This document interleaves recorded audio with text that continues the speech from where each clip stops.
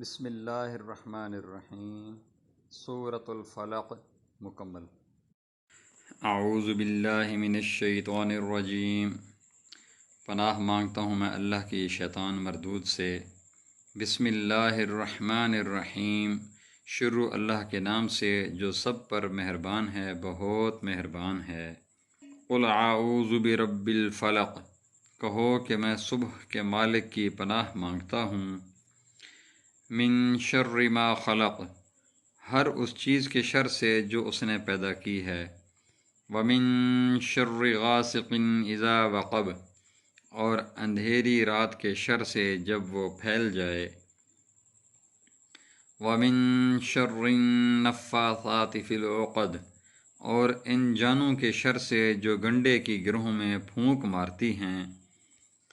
ومن شر حاسد اذا حسد، اور حسد کرنے والے کے شر سے جب وہ حسد کرے۔